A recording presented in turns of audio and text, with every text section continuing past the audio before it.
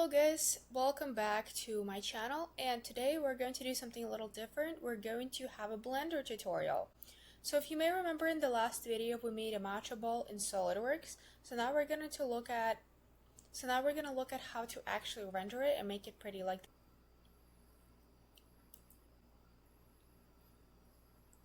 Okay, so let's get started. Let's click File, New.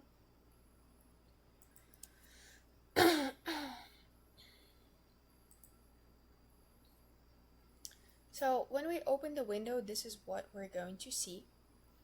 And what I want to do is I want to delete this cube. And I'm going to import my STL file.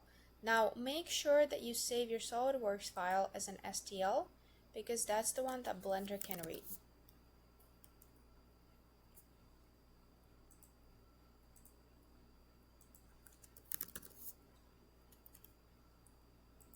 So get your Matcha bowl.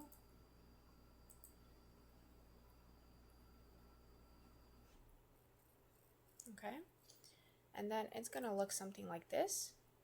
So what I want to do is I want to change it. I'm just gonna center it so that it's nice and even. Okay, good. Alright, so let's get started. First of all, if you want to make this a little bit less edgy, so what you can do is first you can either shade smooth. See how smooth it looks? However, shade smooth is going to slow down your rendering. So what I do want to do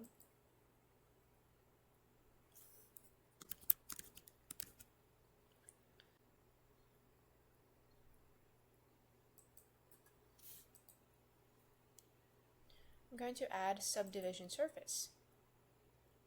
This is a very common modifier. So what we're going to do is if you increase this level of visibility, it's going to be more smooth and it's going to have a different pattern inside. Okay, and this is just going to make it more visually pleasing. You can also change the render, but for our matcha bowl it doesn't do too much. Okay, so now that we have added this, so first of all, what I'm going to do is scale. So because our matcha bowl is so big on this screen, it's going to make everything inconvenient. So I'm just going to scale it. And I'm just going to click S on my keyboard as a shortcut and then scale it down. So after scaling this down, what we're going to do is we're going to go here into materials, then click on our material. So I already go here into the materials tab, click new, and it's going to add a random material. So let's say this is just a basic material. It doesn't have to be any color just yet. Now here on the top, click into view in the material properties, so viewpoint shading, just so we can see what's going on. Okay, we have some color, and now we're going to go into shading on the top. So now if you can see, we have these nodes. Okay, so this is the field where we're going to be working, and these are the nodes that we have.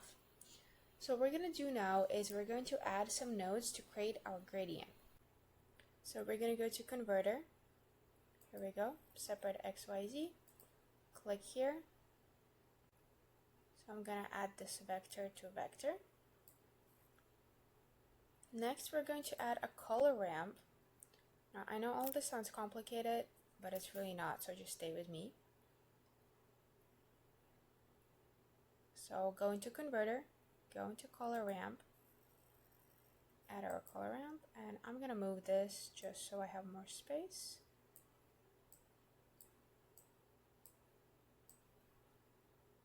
Color ramp.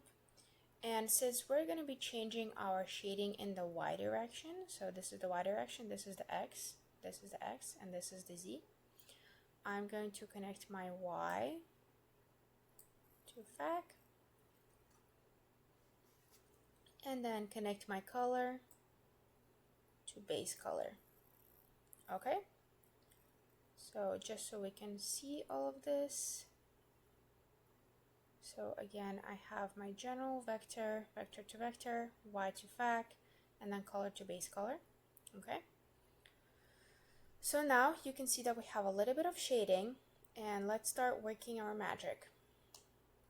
So first of all, these cursors on the color map are going to allow us to change the depthness and the direction of our color. So I want there to be more blend between the white and the black, and I want this to be, let's say, something like this. Okay. Now I'm going to change my base color. So I'm going to click on this node, click on the black, then I'm going to bring up the brightness, and I want my bottom to be pink. So let's say I want it to be something like this. Okay. You can change the saturation, you can change the colors also, but I want it to be here.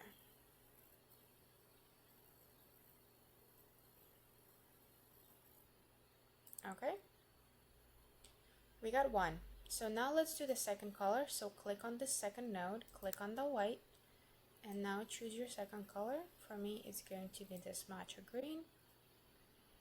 If you want the color gradient to be higher or lower, first of all, we can move this node or the top node to make sure that our gradient is somewhere here. What you can also do is going into here, location, and then click the y-axis, so as you can see it's going to move up or down. I want it to be somewhere here. So I'm just going to click this. I might even change the color to be something less aggressive.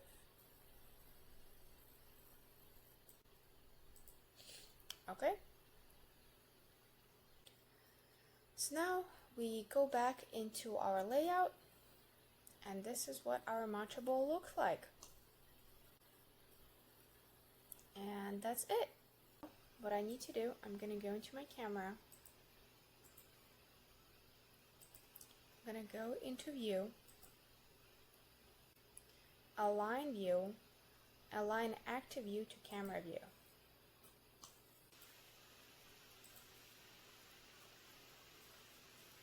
Okay, and now I have my bowl in the camera, and I can take a picture and then export it anywhere that I want.